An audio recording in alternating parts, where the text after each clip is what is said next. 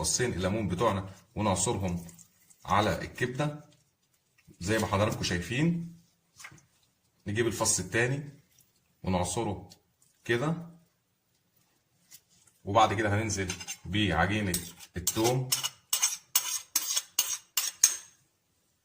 وبعد كده هننزل بالتوابل، ونقلب المقاوم بتاعنا كله مع بعضه زي ما حضراتكم شايفين كده، ونسيبه في التلاجة حوالي تلت ساعة أو ربع ساعة قبل ما ننزل بيه في الزيت.